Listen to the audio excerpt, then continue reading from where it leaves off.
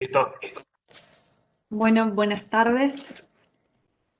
Hoy vamos a iniciar con la unidad 13, ¿sí? Que hace a lo que es el derecho colectivo del trabajo, ¿sí? Vamos a empezar tanto en la unidad 13 como en la unidad 14, vamos a hablar del derecho colectivo.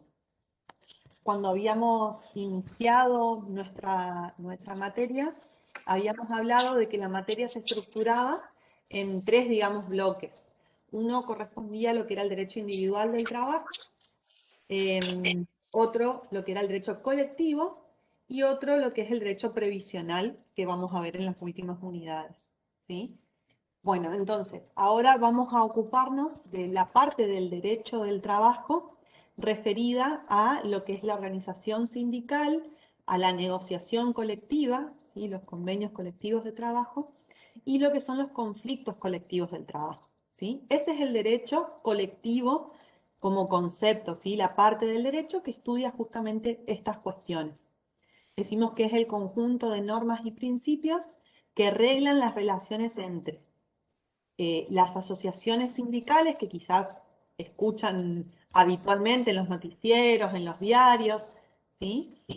También vamos a ver entre sí, vamos a ver también cómo interactúan estas asociaciones sindicales con la representación de empleadores, ¿sí? Con las patronales, y finalmente cómo es esa relación de las asociaciones sindicales con los trabajadores y el Estado. ¿Mm? Eso es el derecho colectivo, de eso se ocupa, del estudio de estas cuestiones, abarca el derecho colectivo del trabajo. Bien, como decíamos que en el derecho individual del trabajo teníamos al empleador, al trabajador como sujetos, acá vamos a ver que los sujetos del derecho colectivo son las asociaciones sindicales, que vamos a estudiar cómo se organizan, cómo se estructuran, qué son, y también los representantes de los empleadores, las cámaras, las denominadas cámaras empresariales, ¿sí? Que son aquellas que nuclean a todos los empleadores de determinadas ramas o determinadas actividades. En este sentido, el Estado asume un rol de control como autoridad administrativa del trabajo. Esto también lo vamos a analizar en la unidad 15, cuando veamos autoridad administrativa, ¿sí? Pero vamos a ver ahora cómo actúa el Estado en lo que hace a, por ejemplo, las convenciones colectivas de trabajo, en la negociación colectiva, o qué rol ocupa el Estado a través del Ministerio de Trabajo o a nivel provincial de las subsecretarías o direcciones de trabajo, en lo que hace a, por ejemplo, los conflictos colectivos, ¿sí? Entonces, esos son nuestros sujetos, las asociaciones sindicales, los representantes de los empleadores y el Estado en su calidad de organismo de contralor, ¿sí? Como autoridad administrativa del trabajo. ¿De dónde surge o cuál es el origen, digamos, en qué normativa, digamos, se encuentra contenida eh, todo lo referido justamente a este conjunto de normas y principios que hacen al derecho colectivo? Tanto en el artículo 14 bis, que también tienen que recordar cómo se estructura, ¿sí? Este es tema de la unidad 1, 1 o 2, 1 creo. Entonces, una parte del artículo 14 bis justamente habla del derecho de los gremios a concurrir, a concertar primero convenios colectivos de trabajo, convenciones colectivas, a recurrir a la conciliación y al arbitraje, a la huelga. eh, Establece también una protección especial para los representantes sindicales o gremiales para el ejercicio de su gestión, la estabilidad en el trabajo, que vamos a ver también cuáles son estas garantías y en qué consisten, y el derecho a la organización sindical libre y democrática, bastando la simple inscripción en un registro especial. También vamos a ver a lo largo de esta unidad qué diferencia hay entre este tipo de organizaciones, ¿sí? Esto de la simple inscripción, aquellas que tienen personería gremial, cómo se da este funcionamiento. Entonces, recuerden siempre que los primeros derechos colectivos consagrados los vamos a encontrar en el 14 bis.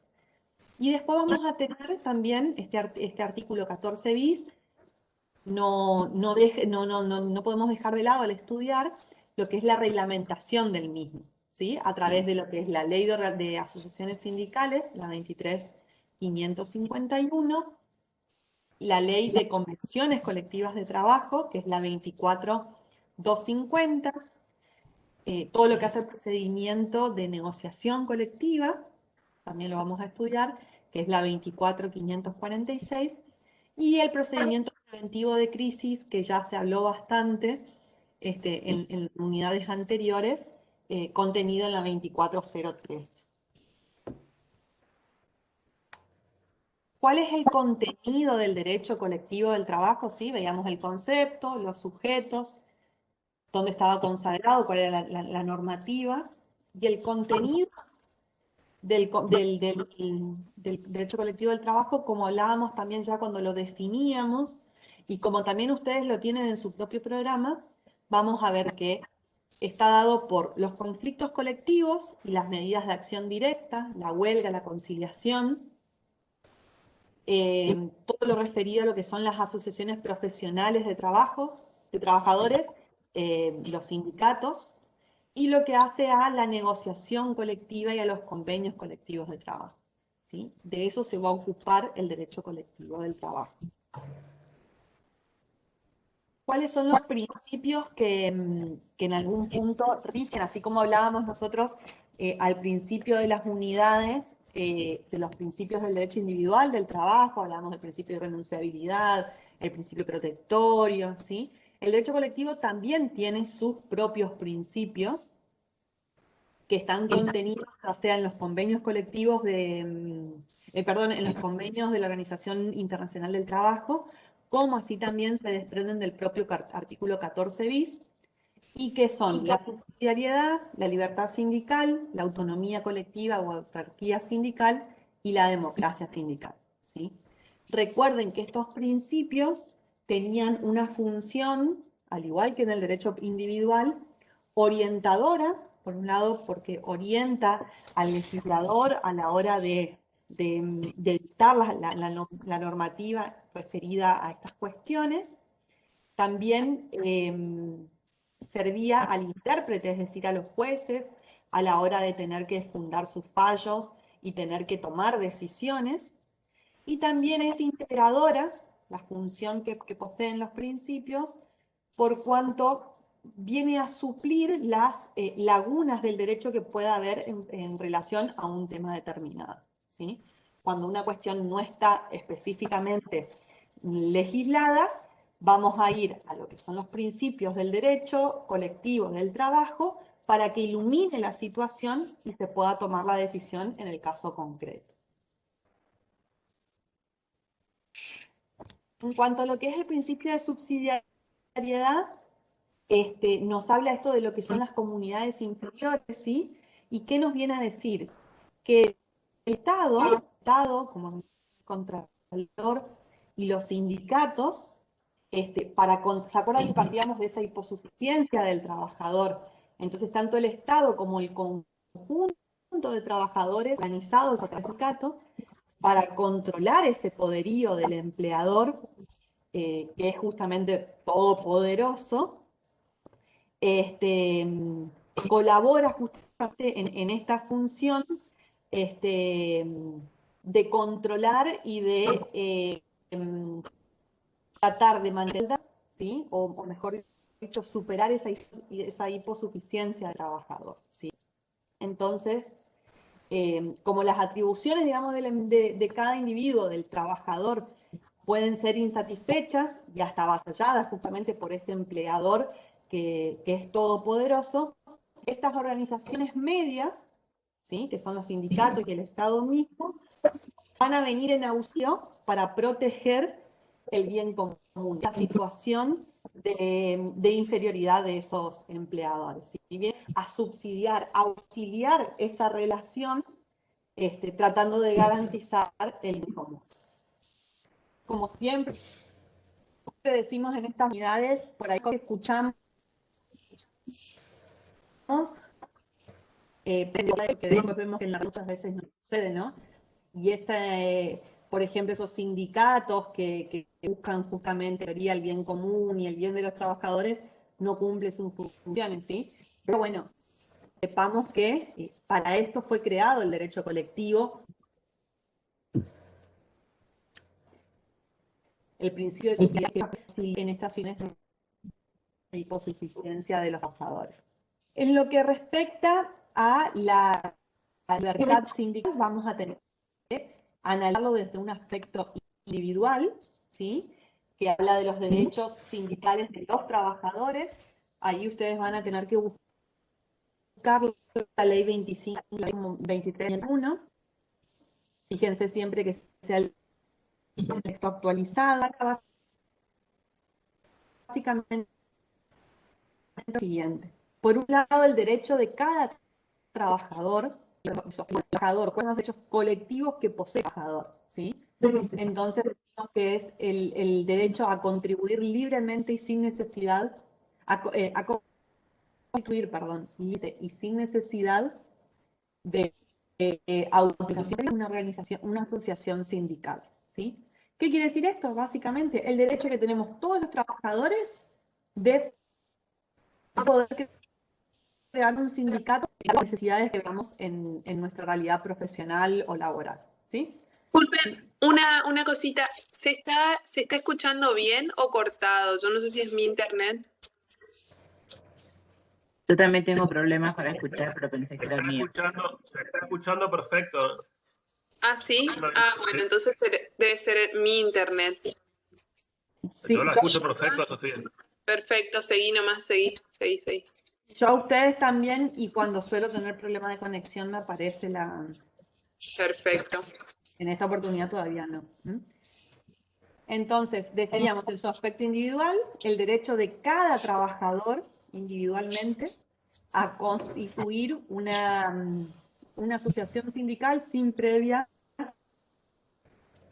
autorización. Resulta que un grupo de trabajadores trabajamos en una determinada empresa o en una determinada actividad común y decidimos juntarnos y crear nuestro sindicato porque vemos que no hay un sindicato en el área o en la actividad, o el que está no nos representa. Bueno, entonces, sin injerencia ni del Estado ni de los empleadores, simplemente con la voluntad nuestra común de constituir un sindicato. También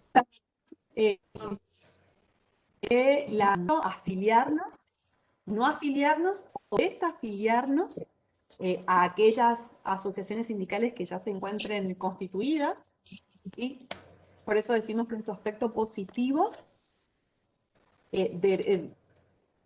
una acción positiva es el derecho a afiliarse y a permanecer afiliado, y por otro lado, en su aspecto negativo, es el derecho a no afiliarse, abstenerse desde un principio a afiliarme a algún partido, o de una vez habiéndome afiliado y con el devenir del tiempo, si considero que ese sindicato o esa asociación sindical no responde a mis intereses, bueno, tener la libertad de poder desafiliar. ¿Sí? También se prevé justamente esta sindical, el derecho a reunirse y desarrollar y los trabajadores tienen derecho a reunirse en el lugar de trabajo con los vecinos. Vamos a ver más adelante, por ejemplo, que sobre todo en aquellas que son más grandes y tienen más de 10, 15, 20 empleados, ¿sí? Van a poder elegir dos. Bueno, una vez que surja esto, también tienen el derecho de poder requerir un lugar para poder reunirse y ejercer esa actividad sindical. También tienen derecho todos los trabajadores a presionar ante las autoridades y ante los empleadores, ya sea a través del sindicato de manera colectiva o de manera individual directamente. ¿Sí? Tienen derecho a participar en la vida interna de la asociación sindical. Fíjense que todo esto lo hablamos de manera individual. Se entrecorta la... Bueno, yo sigo y si a alguien más se le entrecorta, vemos. A mí no me figura acá como que tenga problemas de conexión. Pero avísenme. Porque Marisa puso para todos que se entrecorta. No te escucho bien, Sofía. Conmigo no hay problema. Escucho bien, Sofía. Bueno, seguimos entonces. El derecho a participar. Porque una alumna escribió en el chat por eso justamente que se entrecortaba, pero a lo mejor sigue en la misma situación. Sí, vos seguís. En el caso de que se te corte demasiado, ahí te digo, pero seguís, si no, no hay problema. Perfecto. Bueno, el derecho a participar en la vida interna de la organización sindical. Ahora vamos a ver algunas cuestiones que tienen que ver con la democracia sindical, la democracia interna en los propios sindicatos. ¿Sí? Bueno, tiene su máxima expresión en la democracia sindical, que es lo que le estoy diciendo, ¿no? Bueno, ahí se me fue uno, que se borró, pero ya lo 8 de la ley de asociación sindical. ¿Sí? Lo vamos a ver mejor en lo que es el derecho de los trabajadores a elegir sus representantes, a ser elegidos y a postular a sus propios candidatos.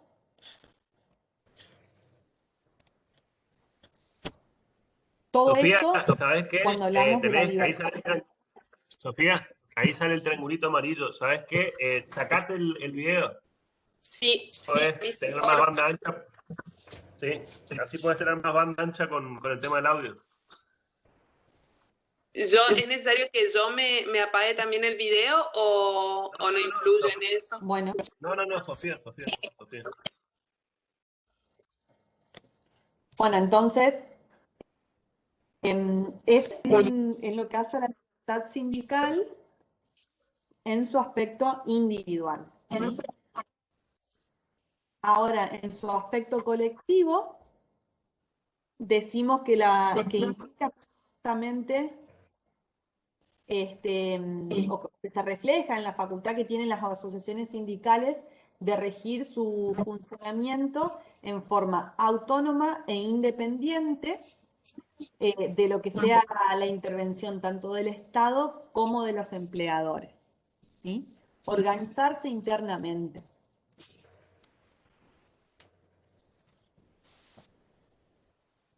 Bien, acá como para por ahí brindar un concepto de lo que es la libertad sindical, por ahí para que les sirva para orientar, y decimos que es el conjunto de derechos o potestades, privilegios que otorga la norma constitucional o también nacional e internacional a los trabajadores, tanto a los trabajadores, cuando hablamos justamente de su aspecto individual, como a las propias organizaciones sindicales, en su aspecto colectivo, para garantizar el derecho a ejercer sus acciones, ¿sí? la defensa de los intereses de los trabajadores y la mejora en las condiciones laborales y de vida también de los trabajadores. En cuanto a lo que hace la autonomía colectiva o autarquía sindical, ¿sí? Implica que las organizaciones sindicales se les debe garantizar, digamos, la posibilidad de regir sus propios destinos, crear sus propios estatutos, establecer su régimen disciplinario y de administración, que vamos a ver cómo se establecen ahora después en los propios estatutos. También se establece la garantía que justamente limita la injerencia del Estado, de los grupos empresarios y de cualquier persona física o jurídica en la vida de esa entidad, de esa asociación. También comprende la garantía que trata de evitar la independencia del Estado frente a los partidos políticos.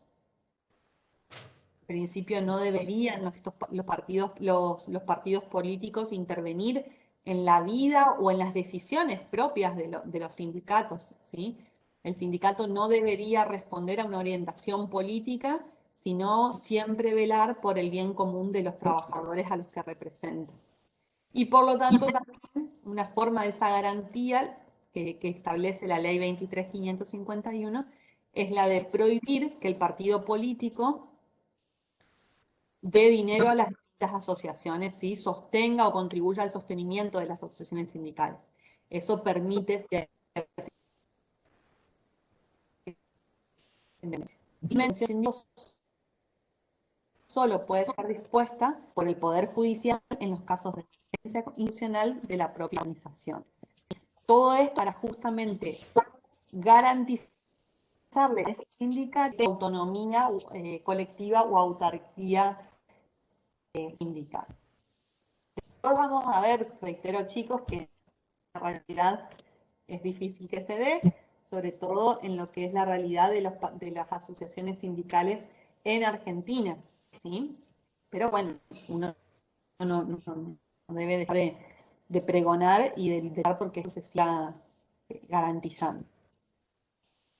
Y finalmente, el artículo 8 de la ley 23.551 nos viene a hablar justamente de la democracia sindical, que establece justamente que las asociaciones sindicales garantizarán la efectiva democracia interna, ¿sí? Piensen en las organizaciones sindicales cómo se organizan internamente.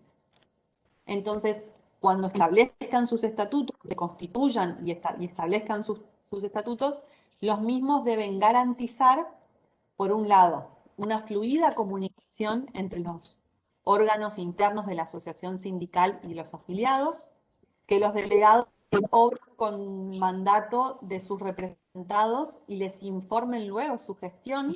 Todo esto busca la transparencia, el conocimiento de las acciones de gobierno que vayan al sindicato, la efectiva participación de todos los afiliados en la vida de la asociación, garantizando la elección directa de los cuerpos directivos en los sindicatos electorales y sociales, ¿sí? Esto implica el derecho justamente electoral, tanto activo como pasivo. Es decir, que los representantes sean elegidos por voto secreto de trabajadores. Y después también la representación de las minorías en los cuerpos deliberativos, ¿sí?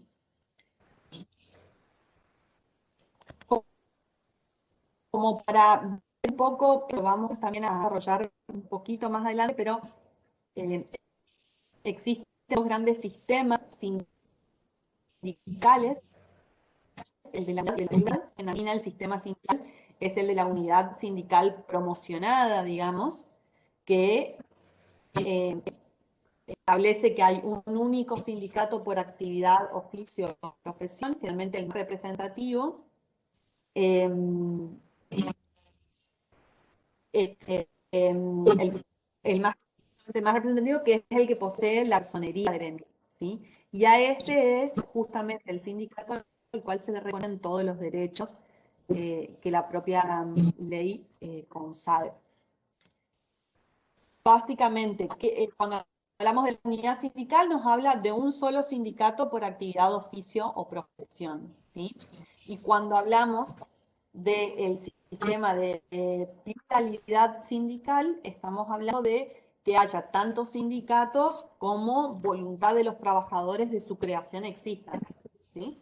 O sea, puede haber más de un sindicato por cada oficio, actividad o profesión, ¿sí?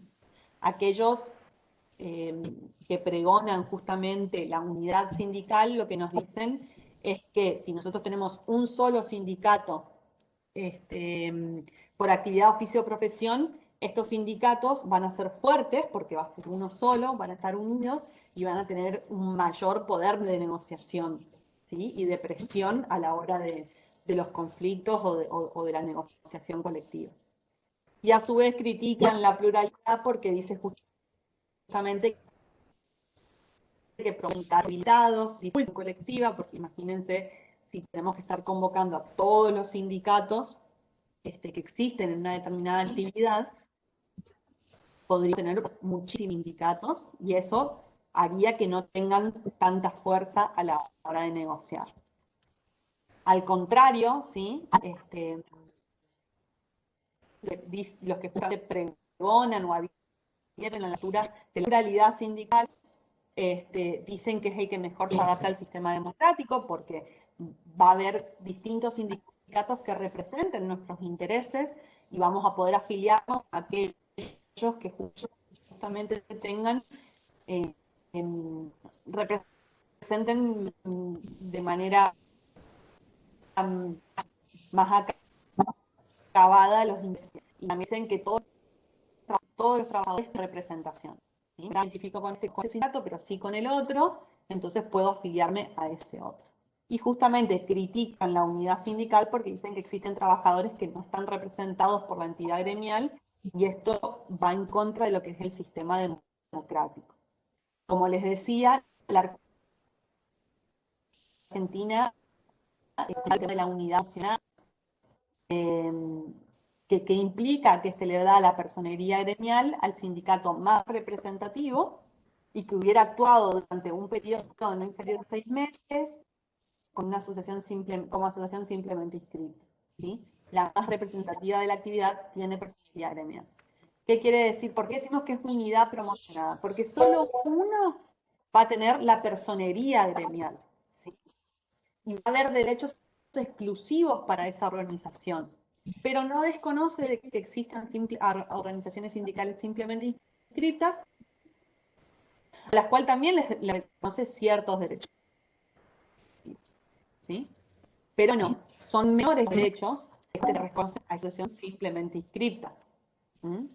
Y están habilitadas para algunas cuestiones únicamente. Por eso decimos que es unidad. Si bien hay uno solo que tiene la personería, muchos pueden ser los que sean reconocidos como asociaciones simplemente inscritas. Bien, esto un poco lo que hace al derecho colectivo. Ahora sí vamos a entrar puntualmente en lo que respecta a las asociaciones gremiales de trabajadores, ¿sí? Ahora vamos a ver la diferencia entre gremio y sindicato, pero decíamos que uno de los sujetos del derecho colectivo del trabajo eran las asociaciones gremiales de trabajadores. Entonces, como para comenzar a estudiar esta unidad, vamos a tener que tener el artículo 14 bis, como esto es un rato, el 87 de la OIT, ratificado por Argentina a través de la ley 14.455, la ley de asociaciones sindicales, la ley 23.551, que ya estuvimos mencionando, y el decreto reglamentario 467 del 87. ¿Sí? De acá vamos a tomar toda la normativa relativa a lo que son las asociaciones gremiales de trabajadores. Ahora bien, ¿qué son las asociaciones gremiales de trabajadores? Decimos que es la agrupación permanente de trabajadores que ejerce una misma actividad, actividad profesional o económica para la defensa y promoción de los intereses de los trabajadores y para lograr mejores condiciones de vida y de trabajo. ¿Sí? Fíjense, agrupación permanente, ¿sí? Estamos hablando de un conjunto de trabajadores que se organiza de tal manera de que tienen una intención de permanencia, de continuidad. ¿Y qué busca ese grupo de trabajadores? Defender los intereses de los trabajadores y mejorar sus condiciones. Fíjense qué lindo suena realmente si esto realmente existiera, ¿sí? Si nosotros realmente en un sindicato viéramos a representantes que defienden realmente a los trabajadores y que buscan permanentemente mejorar sus condiciones de vida y no satisfacer intereses personales, que es lo que muchas veces podemos ver. Ay. Ahora bien. Pero no en este país. Podemos Sí, ver, no, pero no en este país. no, por eso. Sería como muy lindo. Parece que en otros países de Latinoamérica, pero no en Argentina. Totalmente, totalmente. Siempre uno se levanta, ¿no?, con el noticiero de la capital federal o de la provincia de Buenos Aires, con los cortes acá, cortes allá, como si fuesen que no son trabajadores los que utilizan los medios de transporte, por ejemplo, a primera hora de la mañana, ¿no? Uno dice, bueno, ¿a quiénes realmente están perjudicando con estas medidas, ¿no? Y ni hablar de los sindicalistas, ¿no? Que por ahí nunca en su vida trabajaron en la actividad o en la profesión, y sin embargo, bueno, vemos cómo... Sofi, perdóname una pequeña digresión. La pena es que al pueblo no le molesta la plata de los sindicalistas, le molesta la plata del que trabaja. No le molesta el lujo de los sindicalistas, le molesta que un tipo tenga una mejor posición económica. Y consideran que tiene obligaciones para con ellos, mientras que la plata de los sindicalistas no le molesta a nadie. En el contexto de una corrupción generalizada, donde Cambalache tiene plena vigencia como tango, que algún día le vamos a pedir al profesor Flores de que haga un parangón entre lo que dice el tango y lo que está ocurriendo en la realidad, especialmente en el derecho laboral. La gente ya nos escandaliza, incluso nosotros tenemos un antiguo concepto, te roba pero es muy buen abogado. Roba pero hace, roba pero comparte lo que roba, cosas que se dan de frente con lo que es la ética, la moral y el concepto general de la honradez. Pero en el sindicalismo argentino, y creo que no solamente en el argentino, sino en el de toda Latinoamérica, de los países emergentes que están siempre con conflictos, la atomización del sindicalismo se produce desde el momento en que han dejado de aglutinarse en una entidad madre que tenga algún tipo de autoridad o más bien de poder de decisión o de convencer o de juntar la voluntad de los distintos sindicatos. Entonces, se sectorizó mucho el tema de los intereses de los sindicatos. Es sálvese quien pueda. Todo el mundo reclama para sí. Han perdido la orientación de que la organización sindical tiene que beneficiar al conjunto de trabajadores. Y por eso nosotros estudiamos en la materia los distintos grados de las organizaciones, el sindicato de primer grado, las federaciones del segundo grado y las confederaciones de tercer grado, que tendrían la finalidad no de ser un nombre y un sello o un lugar donde sentarse a tomar un café, sino un lugar de discusión, de consenso, para que la lucha sindical se encarrile por donde debe y que beneficie al conjunto de los trabajadores. ¿Y acá qué pasa en la Argentina? Vamos a poner los casos más emblemáticos. Salen los camioneros y defienden los intereses de los camioneros. No defienden los intereses de los trabajadores en la universalidad. Defienden los intereses de los camioneros. Lo mismo con los de la industria de la construcción, lo mismo con los metalúrgicos. Cada uno de los sindicatos, atomizada la lucha sindical, incluso muchas veces vemos reclamos que no tienen ningún tipo de lógica y que exceden lo que podría ser una conquista futura posible, porque piden barbaridades y resulta que el hecho es que no piden para todo el mundo. Ante la desaparición y la transformación en un sello de las federaciones y de las confederaciones, nosotros vemos en distintas oportunidades que incluso dentro de los mismos sindicatos hay facciones diferentes que reclaman cada uno por su lado. Fue clásico el tema de los ferroviarios, hablando de la rama de subterráneos de Buenos Aires. Los metros delegados por un lado y el sindicato de conductores de subterráneos y el resto de la gente que trabaja por otro lado, pidiendo cosas totalmente diferentes. Si uno pide 20 pesos de incremento, 20%, el otro pide 30 y el otro pide 40 y son distintos reclamos y cada cual por su lado van a tomar medidas de fuerza, que ustedes también las van a ver. Hay muchos tipos de medidas de fuerza. Pero lo que decía la doctora es casi cierto. Esto se ve en la Argentina y en muy pocos otros países.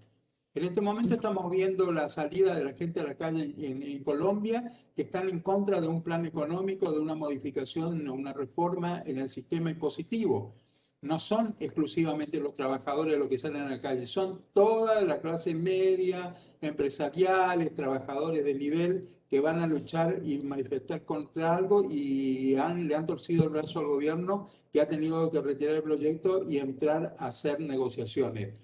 Pero en Latinoamérica en general, no tan intensivamente como se produce acá en la Argentina, los sindicatos salen a la calle, pero solamente en la Argentina salen a la calle divididos en facciones, con distintos intereses y con la bandera, izando la bandera de las conquistas de los trabajadores, pero no es cierto. Levantan la bandera de las conquistas de los trabajadores, su sindicato. No les interesa nada. Por eso lo que dice la doctora, pareciera que acá no se dan cuenta que cuando hay paro de colectivo no llevan a los otros trabajadores que no son de su sindicato a cumplir sus tareas, aunque estén bien. Un empleado bancario que vive arreglando en las paritarias los sueldos en forma conveniente y así una tanta cantidad de gremios, no pueden concurrir a su trabajo porque los transportistas de pasajeros o de subterráneos o de trenes están bloqueando la posibilidad de la gente que vaya a trabajar. Y la distancia en Buenos Aires, donde está la mayor cantidad de fuerza laboral ocupada, son muy largas. Un trabajador hace horas de viaje. Cada vez que se produce este tipo de huelga, con bloqueo de ruta, con paro sorpresivo en los trenes, que el trabajador sabe cuándo sale de su casa y nunca sabe cuándo va a regresar, es una barbaridad, pero no tiene nada que ver con la lucha sindical. Esto tiene que ver con una baja de moral y conciencia del ciudadano argentino, no del sindicalista ni del trabajador, del ciudadano argentino que no mide las consecuencias y no les importa en absoluto quiénes son los perjudicados. Y ustedes lo ven, porque lo ven en televisión cada vez que hay un corte de ruta, la pelea que hay entre los automovilistas y los que están cortando la ruta que no lo dejan pasar, porque no hay una coordinación de la lucha sindical, que para eso deberíamos estar coordinando. ¿Quién debería estar coordinando? La entidad madre de los trabajadores, que sería la Confederación Argentina de Trabajadores. Pero tengan en cuenta que nosotros ya tenemos por lo menos 4 centrales de trabajadores que están activas y ninguna, si no se ponen de acuerdo en las cúpulas, en los niveles más altos de aglomeración de los sindicatos, imagínense ustedes lo que puede ser abajo. Entonces, ¿qué ocurre? Cada sindicato sale por su cuenta a reclamar. Peor todavía, dentro de cada sindicato hay sectores que reclaman una cosa y sectores que reclaman otra. Es decir, no hay tampoco una unidad sindical dentro del propio sindicato. Bueno, eso es por ahora lo que voy a criticar. Porque aparte, también esto que decíamos de la injerencia de los partidos políticos o de los empleadores en lo que hace a la actividad de los sindicatos, también es una falacia, digamos, en nuestro país. Y realmente los sindicatos responden a muchas veces a los funcionarios de turno o al partido político al cual representan, que no deberían representar, pero dentro del cual se alinean, digamos. Pero está muy bien, Sofía, que hablemos de esto, porque si no, esto no pasa de una mera recitación descontextualizada de la realidad. Y esto debe ensamblarse con la realidad que estamos viviendo. Porque si no, los chicos, si no están muy más o menos interiorizados en el tema político, creen que esto pertenece a una utopía. Esto es la realidad, no, esto no es la realidad. No es la realidad de lo que pasa. Que por supuesto que los sindicatos responden a líneas políticas, están politizados. De hecho, tenemos una gran parte de los sindicatos, la mayoría son sindicatos de extracción peronista y alguna parte son de otras orientaciones. Pero no nos engañemos con lo que declaman. Nosotros somos los trabajadores peronistas. Resulta que apoyan al gobierno, apoyan al oficialismo durante un tiempito, pero en cuanto no consiguen prebendas o beneficios exorbitantes, diferentes a los otros, inmediatamente dan vuelta al sistema de lucha y no solamente van contra el pueblo, sino que van también contra los gobiernos. Y eso lo vemos en forma permanente. salgan a caminar por la calle de Resistencia. Las personas que no les permiten a ustedes caminar por la Plaza Central o por los alrededores de la Casa de Gobierno son gente que está recibiendo del Estado prebendas de diversos tipos, no son trabajadores que están cumpliendo horario en una empresa. Tengan en cuenta esto, no son las politizaciones, existen y son imposibles de marginar en este tipo de cuestiones porque el sindicalismo es un movimiento político. Tiene siempre política, pero eso no significa que ciegamente se deba realizar este tipo de cosas. Es un gobierno peronista, son gremios peronistas y están atentando. No, ellos no atentan contra el gobierno, no, para nada. El gobierno no tiene ninguna responsabilidad en todos los desmanes que se ocasionan con este tipo de medidas salvajes, de cortes de ruta, de autopista y todo lo demás. No, no tiene importancia. No es contra el gobierno. Y el gobierno es el que tiene que garantizar a los trabajadores y al pueblo en general la libre circulación, el acceso a los servicios, que son cercenados sin ningún tipo de aviso, ni lógica, ni racionalidad, por brutales manifestaciones y piqueterismo, que es un término nuevo, que tenemos que acostumbrarnos, pero no es esa la finalidad, no es históricamente esa la finalidad del sindicalismo, no es esa la finalidad. Podemos seguir nomás. El día 24, que era feriado, no lo es, porque se suspendió el feriado puente, por lo tanto, la clase que no dimos el otro día, la vamos a dar el 24, por supuesto. No estamos atrasados ni nada por el estilo, pero sepan todos que el lunes 24 hay clase normalmente. El feriado desapareció. Continúa, Pau. Son avisos parroquiales. Está muy bien. En el medio de la misa. Apago por las dudas un poquito la cámara, a ver si que no se corte. Se te escucha bien, ¿eh? Bueno, enciendo y de últimas me vuelven a avisar si se vuelve a cortar. Pero porque Yo no lo que estoy notando es que hay poca participación de los estudiantes, que no hay preguntas, no hay participaciones, no sé por qué motivo. Y eso que ya estamos cerca del examen, ¿eh? Sí, doctor, hay 28 personas, incluidos nosotros, así que serían menos todavía. Serían... Bueno, pero ten en cuenta, Guido, que hace frío.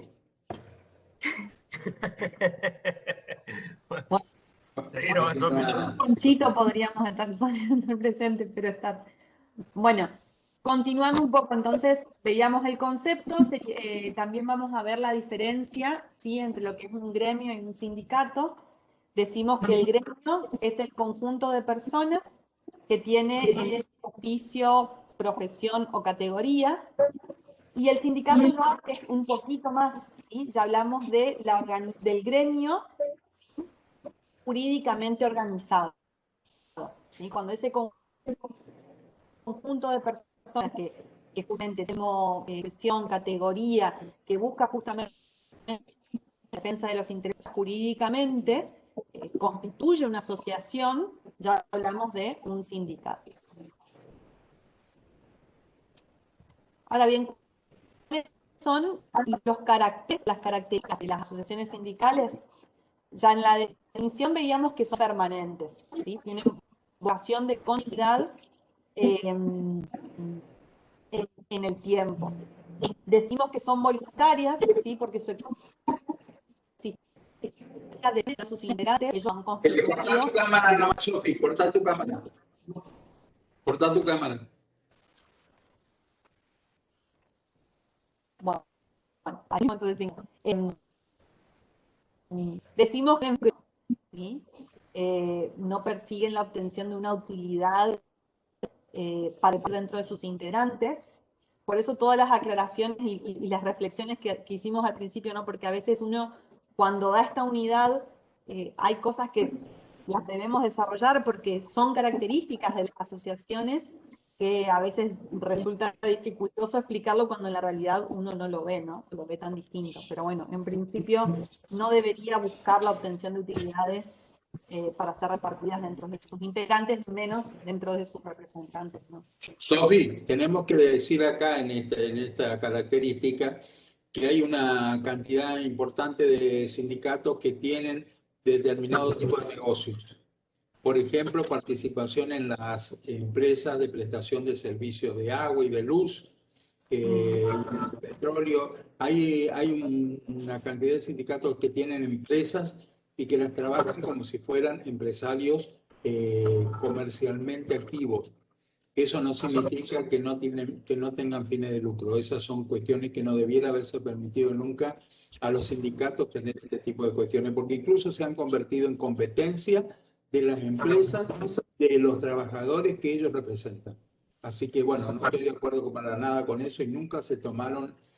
Claro, lo que pasa es que si se toma una medida de esta van a tener tomado el Ministerio de Trabajo durante 2 o 3 años. Total, igual cobran las remuneraciones, pero no está bien que los sindicatos tengan empresas, no está bien en absoluto. Ni empresas como empresas comerciales, ni empresas como cooperativas o mutuales como suelen tener.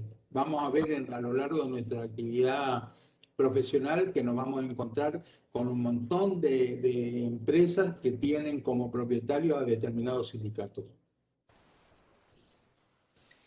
Bien, no son paritarias en su organización, ¿sí? Porque vamos a ver que tienen una estructura, jerarquías internas con órganos de conducción y de resolución que ejercen autoridad, ¿sí? Y son independientes, son creadas, gobernadas y administradas, como decíamos recién, sin injerencia del Estado ni de los empleadores. Hablemos de lo que es una paritaria. ¿Qué quiere decir paritaria? Es fácil de ver. Paritaria viene de pares. No son paritarias en el sentido que los integrantes no son todos pares. No son iguales todos. Eso quiere decir no son paritarias. Bien. Ahora, como la naturaleza jurídica, decimos que son asociaciones de derecho privado, y en cuanto a nosotros nos gusta decir, no la naturaleza jurídica, pero simplemente saber que se tratan de asociaciones justamente de derecho privado. ¿Qué tipos?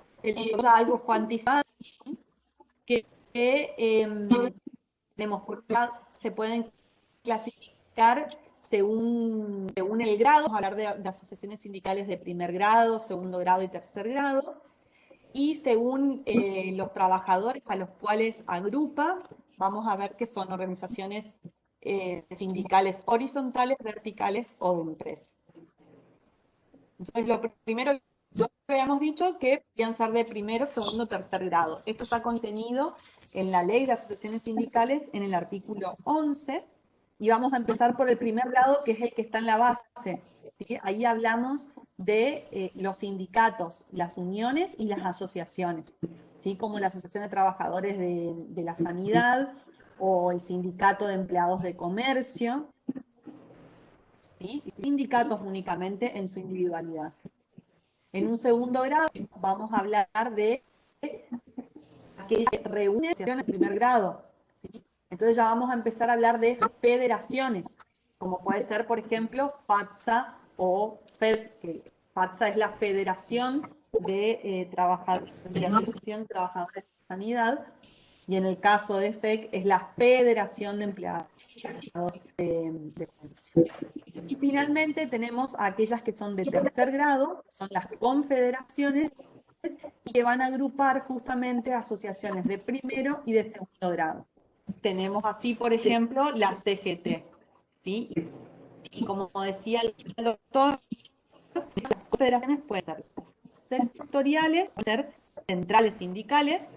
En el caso de las sectoriales tenemos, por ejemplo, la Confederación de Trabajadores de la Educación de la República Argentina, o las centrales sindicales como que agrupan a los sindicatos de todos los sectores profesionales y en todo el territorio, ¿sí? Sectoriales, porque agrupa a determinados sectores, ¿sí? Y en el caso de las centrales sindicales, ya van a sindicatos de los distintos sectores profesionales.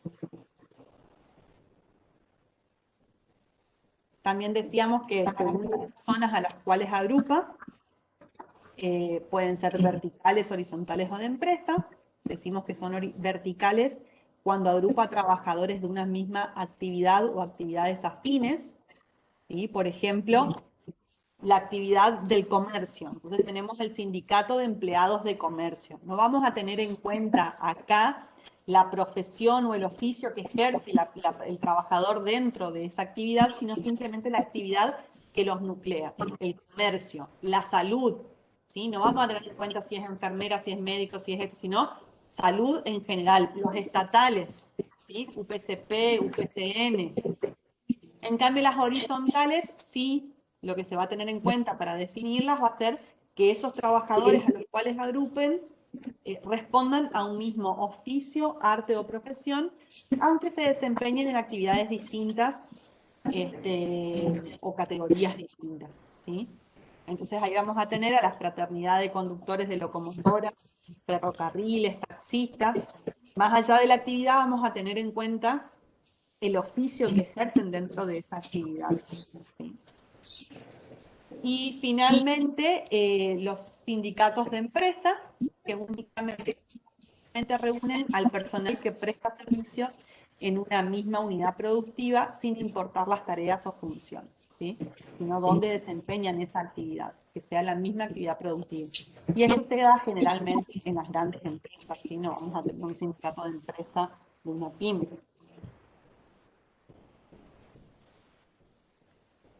Bien, en cuanto a sus estatutos, decimos que los estatutos son la ley interna de la organización sindical.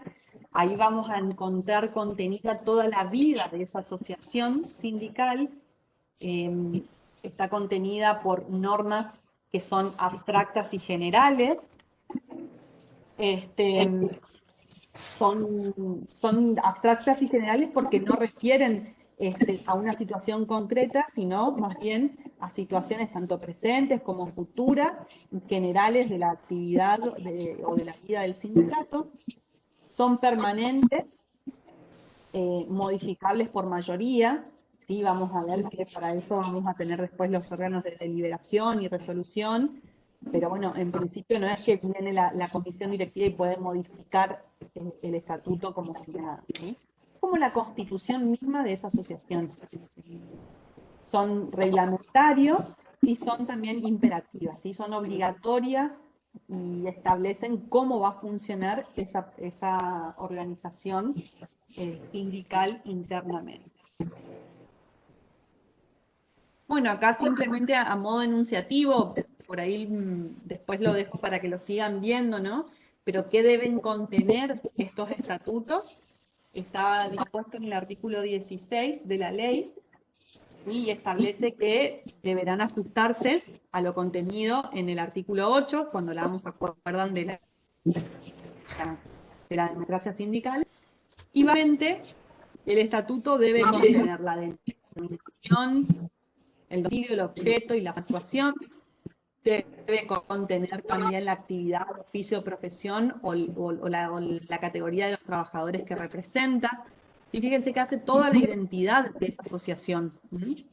Todo lo que hace los derechos y obligaciones de los afiliados, cómo van a ser emitidos, qué es el procedimiento para su separación en el caso de que debamos separarlos de la asociación, cuál es, para que siempre justamente se garantice su derecho de defensa, cómo se van a determinar las autoridades, cómo va a ser su forma de elección, cuánto van a durar en los mandatos, cuánto, si se van a renovar o no, con qué mayorías. También tiene que contener todo lo relativo al patrimonio de esa asociación, cómo se va a constituir, cómo se va a administrar, todo lo relativo al régimen de las cotizaciones. Ahora vamos a ver qué son las cotizaciones, ¿sí? Que son esos aportes que hacen los afiliados o las contribuciones que realizan los empleadores justamente a la organización. Todo lo relativo también a las memorias y balances, ¿sí? Para que esto sea transparente, para que los afiliados sepan en qué tipo de ingresos de esa asociación, cuáles los egresos, todo lo que hace el régimen electoral, ¿sí? Para que se asegure la democracia interna, cuáles son las mayorías exigidas, todo lo que hace el régimen de las ACE, ahora vamos a ver el tema de cuáles son los organismos que intervienen, cómo está estructurada, mejor dicho, internamente la asociación, el procedimiento para disponer medidas de acción legítimas, de acción sindical, ¿sí? Como por ejemplo una huelga. Y también, como decíamos recién, si bien son permanentes, pueden ser modificables por mayoría las normas que contengan el estatuto. Entonces también va a tener que establecer cuál es el procedimiento para justamente poder modificar ese estatuto. ¿Y qué va a pasar también con la organización una vez que se disuelva? ¿Sí? ¿A dónde van a ir los ingresos o el patrimonio que posea? En fin, fíjense que comienza... Te quedaste sin voz. A ver, repetí, te quedaste sin voz. Hola, hola, hola. Repetí la última parte porque no salió. Bueno, el último punto, que es la J, habla justamente del procedimiento para la modificación de ese estatuto, ¿sí? Y finalmente todo lo que hace a la disolución o finalidad de esa asociación en el caso de que suceda. Fíjense que parte desde el nombre del domicilio, del objeto, de la zona de actuación, todo lo que hace referencia a su constitución, digamos, y termina con qué va a pasar con esa organización en el caso de su disolución, ¿sí? Abarca toda la vida de la organización el estatuto, ¿sí? Debe contener absolutamente todo. Bueno, en cuanto a su patrimonio, decimos que va a estar constituido por cotizaciones ordinarias, que es el dinero que los afiliados deben aportar obligatoriamente al sindicato, y que son descontadas mensualmente al trabajador, y que el empleador actúa como agente de retención. ¿Sí? Ustedes si alguno de ustedes está afiliado al sindicato, van a ver que dentro de su recibo de sueldo, en la parte de los descuentos, está que justamente el empleador actúa como agente de retención, retiene y después ingresa al sindicato. Que si ustedes van por ahí unificando o relacionando la tercera parte de la materia, recuerden que la obligación que tenía el empleador de ingresar todos los aportes a los organismos locales en seguridad social, pero en este caso cuando actúa como agente de retención de los aportes, ¿sí? ¿Se acuerdan la sanción combinatoria en el caso de que no lo hiciera? Después tenemos también el patrimonio va a estar constituido por las cotizaciones extraordinarias, que son las sumas de dinero consistentes en un pago motivado en una circunstancia distinta a las habituales, ¿sí? Necesitamos hacer una determinada inversión o una determinada actividad y necesitamos justamente una contribución extraordinaria. Bueno, también va a ir a acrecentar el patrimonio de la asociación. Y las contribuciones de solidaridad, que son los aportes extraordinarios que realizan los no afiliados de manera obligatoria a la entidad sindical, ¿sí? Y que esa entidad sindical tiene derecho, pese a que no son afiliados. ¿Y por qué no sean afiliados? Porque a pesar de no estar justamente afiliados, muchas veces se benefician con aquellas mejoras salariales o en las condiciones de trabajo que obtiene el sindicato, porque abarca igual la actividad en la cual ellos se desarrollan, ¿sí? Si yo pese a no estar afiliado, ¿sí? Este tema de la contribución solidaria, que como bien dijiste son aportes al que están obligados aquellos trabajadores de la actividad que comprende el sindicato, que no son afiliados a la entidad sindical y lo deben realizar de todas maneras, como bien le está dicho, en forma obligatoria. No son extraordinarios. Vamos a sacar la calificación de extraordinario, porque en realidad no es sencillo que esto sea cobrado. Tiene que ser así. Debe estar en el convenio colectivo de la actividad que ha sido aprobado y publicado. Y luego de ello, los sindicatos sale una disposición. Esa parte no se homologa, como ustedes habrán visto en los convenios colectivos ya, esas partes son objetos de homologación tácita. Deben ser homologados en forma expresa. Eso implica que tiene que haber una resolución del ministerio que autorice la imposición de estos o aportes de contribución solidaria. Esa resolución tiene que ser notificada a las empresas empleadoras para que a partir de ahí éstas actúen como agentes de retención. Sin embargo, en la mayoría de los casos, esta parte no se cumple y de todo modo exigen y ejecutan la deuda por la no retención de estos aportes solidarios. Hay toda una discusión doctrinaria y jurisprudencial de si procede o no procede, y los que afirman que procede es justamente porque lo que estaba diciendo recién la doctora. Se supone que los trabajadores, aunque no estén afiliados a los sindicatos, se benefician con las gestiones que los sindicatos hacen a favor del conjunto de trabajadores de la actividad y por lo tanto debieran tener la obligación de contribuir económicamente a la actividad del sindicato. Pero hay una limitación. El sindicato no puede tomar estos aportes con los mismos objetivos o finalidades que los aportes de los afiliados. Tiene que destinarlos a prestaciones de tipo social, que nunca se sabe que eso ocurre, porque no hay una contabilidad diferenciada y nadie se puso a ver en qué gastan e invierten los sindicatos estos aportes solidarios, que como digo no son extraordinarios, pueden ser permanentes y normales si están establecidos en el convenio colectivo como la base de una negociación, no obstante que los aportes no lo hace el empleador, lo hace solamente el trabajador. El empleador es quien debe retenerlos y hacer el depósito, pero se convierten en permanentes. Por lo tanto, una vez que están autorizados, se perduran en el tiempo por los siglos de los siglos. Amén. Y en definitiva, todos pagan. El cuestionamiento es que si uno tiene la libertad de afiliarse o no a una entidad sindical, tendría que tener la libertad de definir si aporta o no, aun cuando el sindicato esté realizando actividades que benefician al conjunto, incluyendo los que no están afiliados. Pero a mí me parece también que es una barrabasada y tarde o temprano esto va a merecer algún fallo de la Corte Suprema de Justicia porque hay planteamientos. El problema es que no todos los trabajadores por una cuota sindical.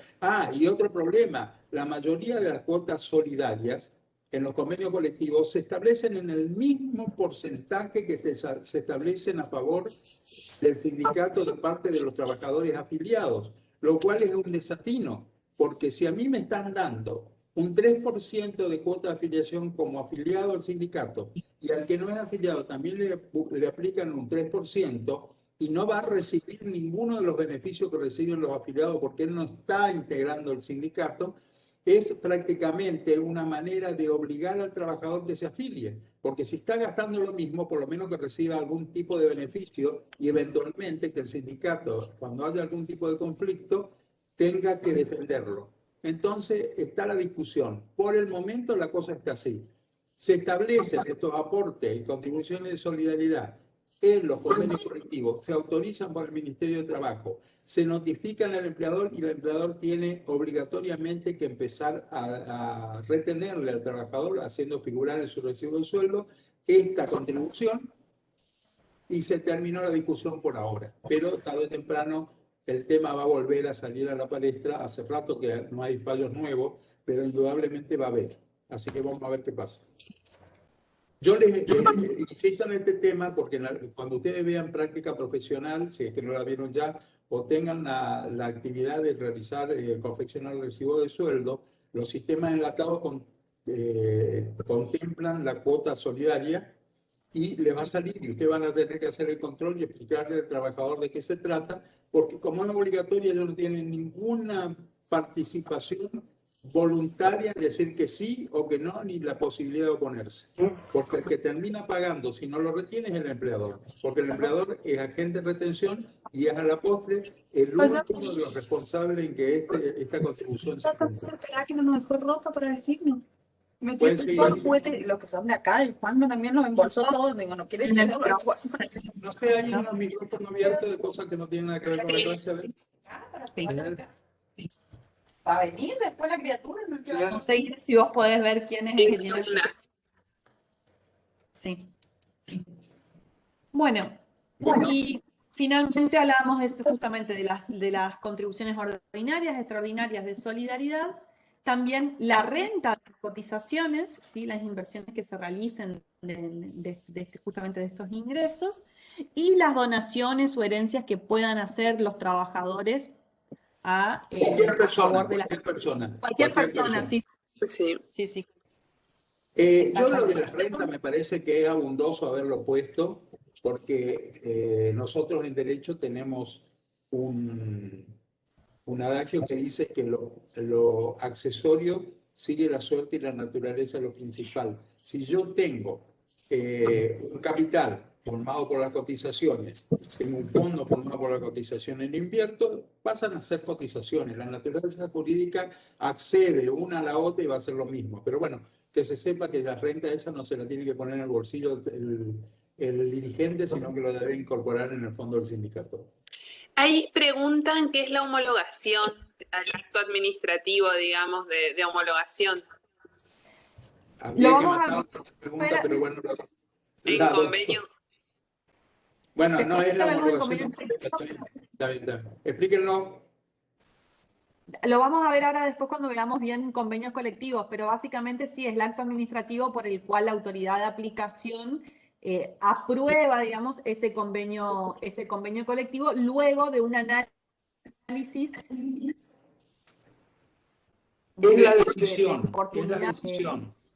de una autoridad administrativa o judicial que aprueba lo convenido entre las partes. Puede ser un convenio laboral, se homologa, puede ser... los convenios colectivos requieren homologación, según la ley, ya vamos a ver ahora el convenio colectivo, requieren homologación por parte del Ministerio de Trabajo y es una de las condiciones para su vigencia. Lo que pasa, que también lo vamos a ver más adelante, pero para que tengan noticia de qué se trata, también existe en cuanto a los convenios colectivos de trabajo dos situaciones que no requieren homologación. Cuando vence el plazo que tiene el Ministerio de Trabajo para expedirse al respecto, entonces se produce lo que se llama una homologación tácita, es decir, sin necesidad de una declaración expresa, el Ministerio de Trabajo analiza las condiciones del convenio colectivo o del acuerdo celebrado entre sindicatos y empresas y puede hacer objeciones o no. Si no hace objeciones, no dice nada, se lo considera aprobado. Y la otra alternativa que no requiere homologación expresa, es decir, que no requiere que haya una resolución del Ministerio aprobando ese convenio colectivo, es el caso en que el Ministerio haya sido integrante, haya participado plenamente en las negociaciones previas. En ese caso, por supuesto, si el Ministerio estuvo participando, no es necesario que emita una resolución dando el ok o la homologación, ya que participó en la negociación. Más preguntas al respecto si quieren ampliar, pero se pueden esperar hasta que se dé la parte de convenio colectivo. Perfecto. Bien. En cuanto a lo que hace a la conformación o la organización y el funcionamiento interno de las asociaciones sindicales, vamos a tener un órgano de dirección y administración. Pueden buscar esto en lo que son los artículos 17 y siguientes de la ley, y un órgano de deliberación y resolución contenidos en el artículo 19. ¿Sí? El órgano de dirección y administración generalmente es un consejo o comisión directiva que tiene facultades administrativas y ejecutivas, y es el que adopta las medidas menos trascendentes de la organización, pero es el que lleva adelante día a día a la organización. ¿Sí? Es un órgano colegiado. La ley nos dice de como mínimo 5 miembros elegidos mediante un voto directo, y si ustedes algún sindicato puntualmente pueden buscar en internet cómo están constituidas las comisiones directivas, van a ver que es mucho más que 5 miembros, ¿sí?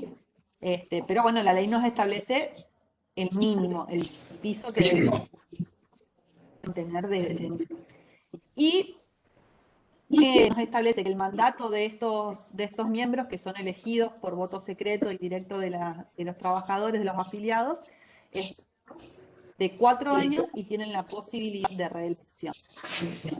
Por eso algunos preceptos fiscales eternos en lo que es, por ejemplo, la Secretaría General de un sindicato, como ser camioneros, ¿sí? Porque justamente tienen la posibilidad de su reelección. Muchos creen que se trata de una estructura presidencialista y que el que maneja todo es el secretario general, pero en realidad no es así. La ley establece que la conducción de los sindicatos se ha realizado por un órgano colectivo, que es el consejo o la comisión directiva, no por un secretario general que es el que lleva la actividad cotidiana, el manejo doméstico de las cuestiones cotidianas del sindicato. Pero en realidad la autoridad superior es el consejo y el secretario general tiene que consultar y allanarse lo que su consejo o comisión directiva resuelva. Es un órgano colegiado, el órgano de dirección y administración siempre es un órgano colegiado y no un órgano unipersonal. Pareciera que no es así, pero sí es así. Lo que pasa es que cuando hay una elección política dentro de un sindicato, por supuesto que son todos personas que están en la misma línea de convicción y de decisión. Y algunas veces comparten las decisiones del secretario general, en cuyo caso actúan como consejo, o en otro caso consienten y el secretario general es el que maneja todo. Bien, después tenemos el órgano de la resolución, que es las asambleas de afiliados o congresos. Acá se reúnen todos los afiliados, ya sea en una sesión ordinaria, que se da anualmente, o en sesión extraordinaria, cuando sea convocado por el órgano directivo, o cuando lo solicite un número determinado de afiliados, según el procedimiento que haya previsto el estatuto, como decíamos, para su convocatoria, ¿sí? Hay que tener en cuenta que acá tampoco es muy difícil que un sindicato convoque a las asambleas a todos los afiliados, porque pueden llegar a ser miles de personas las que tendrían que participar en la deliberación y toma de decisiones de las cosas que corresponden resolver a la asamblea. La asamblea siempre es la autoridad superior del sindicato, pero en realidad, actualmente, quien ejerce la autoridad y maneja las cuestiones permanentemente es el Consejo Comisión Directiva, encabezada por su secretario general. Lo que pasa es que es imposible hacer una asamblea ordinaria o extraordinaria con la participación directa de la totalidad de los afiliados cuando se trata de sindicatos muy grandes como los que tenemos muchos acá en la Argentina. En ese supuesto se hace asambleas de delegados o representantes que previamente deben ser elegidos. Normalmente los delegados de asamblea o asambleístas se eligen en conjunto con el resto de las autoridades del sindicato. Entonces constituyen después una asamblea solamente los delegados. Si tendría que ser en participación directa de los afiliados, sería tal vez imposible hacerlo. Sin perjuicio de que la elección de las autoridades, si se llega a hacer dentro de una de la asamblea, tiene necesariamente que contar con el voto directo y el voto secreto de los afiliados. Pero bueno, entiendan eso, no, las asambleas no son casi nunca reuniones de afiliados, sino reuniones de delegados de los afiliados que fueron elegidos previamente. Bueno, ahora voy a buscar para mostrarles, tenía preparado, pero ahora no lo encuentro en la página, para que vean bien cómo es esta cuestión. Ahora lo busco y se lo muestro. En lo que hace a las funciones que tiene la asamblea o congreso de afiliados, decimos que tiene una función normativa, porque es la asamblea quien va a dictar los programas de acción y va a modificar los estatutos, en el caso de que así se lo requiera.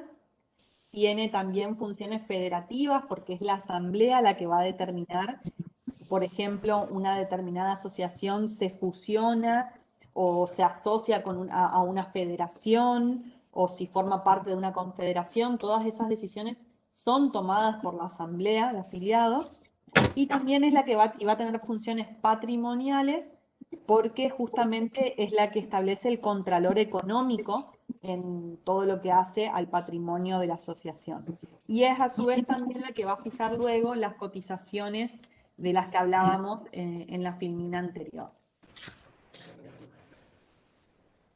En lo que respecta a los derechos y obligaciones de las asociaciones, ponemos acá, ustedes ven, dice común a todos los tipos, ¿sí?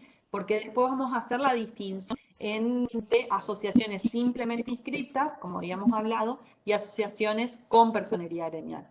Pero cuando hablamos de los derechos y obligaciones comunes a todas, son a ambas, ¿sí? Ambas van a poder peticionar y representar intereses individuales a solicitud de parte.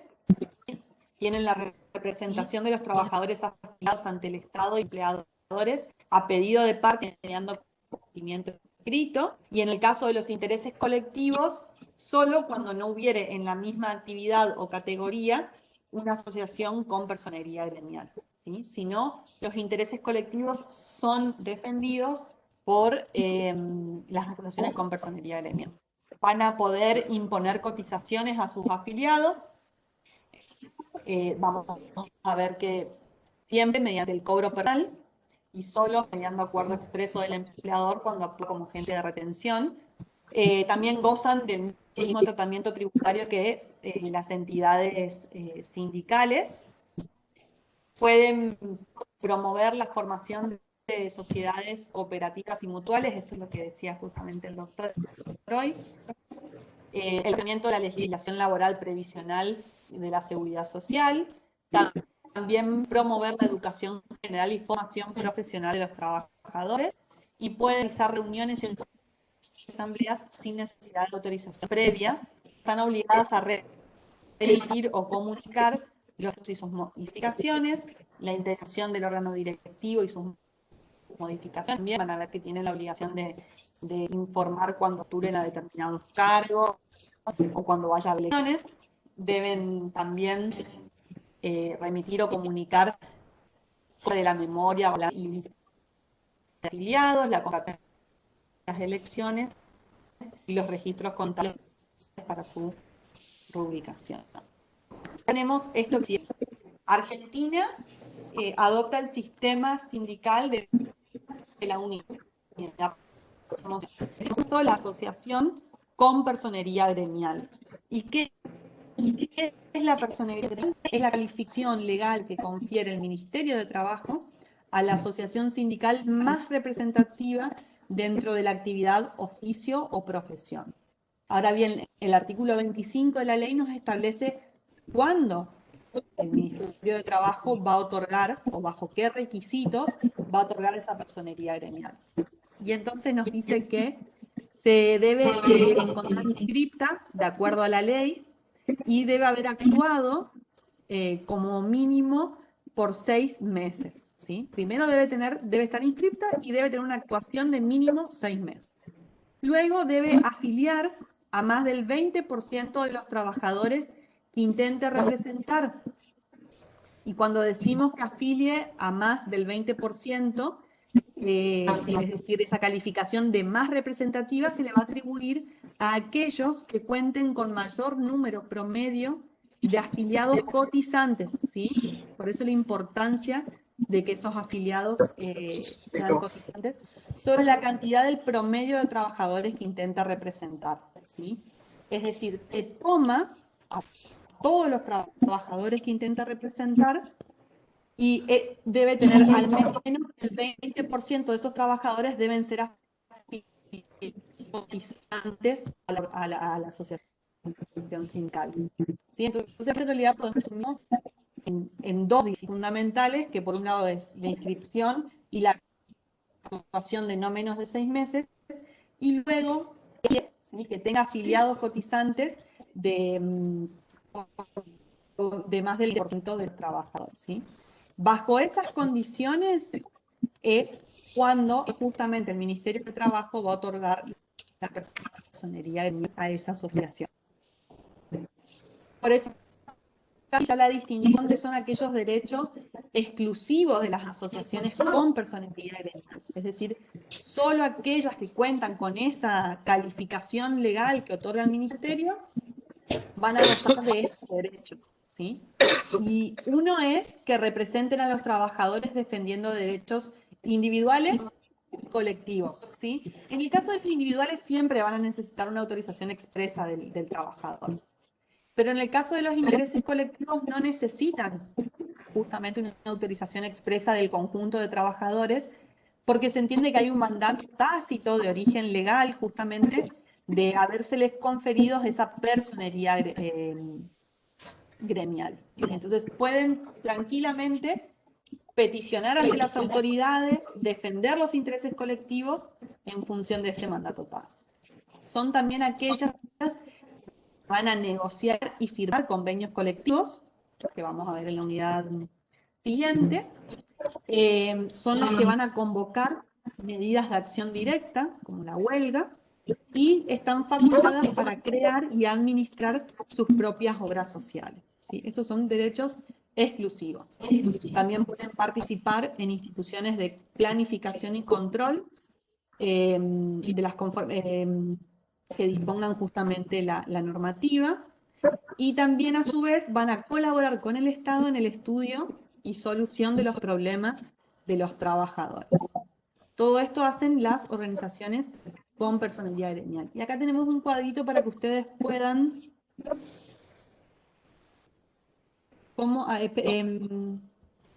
ahí veo que me preguntaron. ¿Volviste para atrás, volví otro para adelante? Sí, lo que pasa es que me están preguntando algo, Marisa. ¿Querés, si no preguntarlo en voz alta, Marisa, entonces? Dice, ¿a qué se refiere que sea la más representativa? Las que cumplen... Exactamente, acá por eso vuelvo a esta filmina. Estas son las más representativas. Son aquellas que afilian más del 20% de los trabajadores que intenta representar, ¿sí? Y justamente esos trabajadores... Fíjense el punto de esa filmina.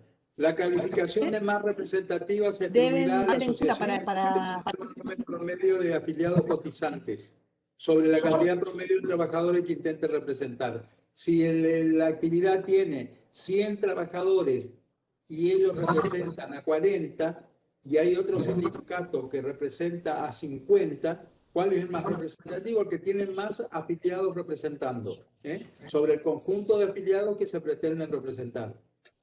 El 20% es para obtener la personería, pero no significa que el 20% sea lo que exige la ley para considerarla la más representativa. La más representativa es la que tiene mayor cantidad de afiliados, tomando como base para el cálculo el número promedio de afiliados de trabajadores que intenten representar. Seguimos más avanzar. Bueno, y como para terminar y que queden claros, por ahí hicimos este cuadrito de cuáles son las características de las simplemente inscriptas de aquellas que tienen personería. En excesivos, la simplemente inscripta no va a presentar intereses colectivos, como sí lo hacen aquellas que tienen personería gremial en función de este mandato tácito de origen legal que mencionaba.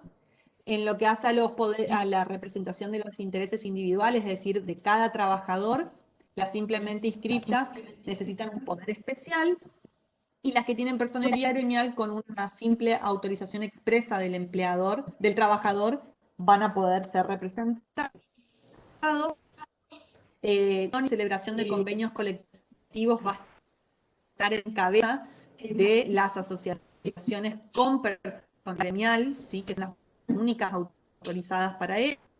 El control de las leyes con personería gremial que están facultadas junto a la autoridad administrativa para ejercer este control.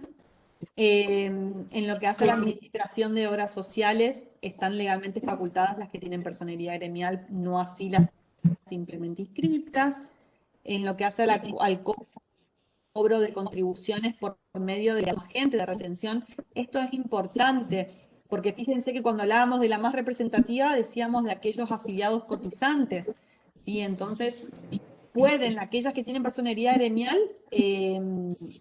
exigir al empleador el cobro como agente de retención. No así aquellas que son simplemente inscriptas, ¿sí? Salvo que haya un acuerdo entre el empleador y la asociación sindical para su retención. En lo que hace a la tutela sindical, las simplemente inscriptas no poseen, y sí las que tienen personería gremial en aquellos cargos que sean electivos y representativos. Y en lo que hace a la convocatoria de la huelga y otros medios de acción directa, tienen una potestad residual, las simplemente inscriptas, es decir, cuando no exista en el radio de acción una asociación con personería gremial, que es en realidad la que sí tiene la potestad de declarar y promover las medidas de fuerza. Todo esto Vamos a de hacer todas formas, una aclaración con respecto a la tutela sindical, porque sí. hay una fuerte corriente jurisprudencial donde se están extendiendo los beneficios de la tutela sindical a los dirigentes y miembros de las conducciones de las asociaciones gremiales simplemente inscriptas. Exactamente, eso lo vemos ahora al final de la unidad cuando hayamos visto ya cuáles son las garantías y todo. Esto es, chicos, lo que está contenido en nuestra ley de asociaciones sindicales, ¿sí? Luego vamos a estudiar que hay una serie de fallos que ponen en crisis nuestro modelo sindical argentino y que, por ejemplo, declara la inconstitucionalidad de ciertos artículos de ley, como por ejemplo el que establece que solo los miembros de exactamente los de delegados aquellas que tienen que tienen personería. Personería gremial. exactamente. Eso lo vamos a estudiar. La idea es primero ver un poquito todo esto que hace al modelo sindical argentino contenido en la ley, y después vamos a ver por qué muchos de estos artículos y de estas características fueron puestas en cuestionamiento y hasta incluso se ha declarado la inconstitucionalidad a lo largo de los años de muchos de estos artículos. Y por lo tanto, por ejemplo, se hace extensiva la tutela sindical a aquellos representantes de asociaciones simplemente inscritas, ¿sí? Por eso, por ahora, esta es la distinción, y la idea es que cuando avancemos y comprendamos mejor ya cuáles son esos cargos representativos y cuáles son esas garantías, podamos ver cómo se puso en crisis, ¿sí? Veo que ahí estamos. No, Estamos en hora, ¿eh? Ya son 4:30, así que seguimos la próxima clase con la misma unidad hasta terminarlo. Perfecto. Chao. Chao. Adiós y buen fin de semana y nos vemos el lunes. ¿Nos quedamos para algo la cátedra o no? ¿Cómo? Nos quedamos.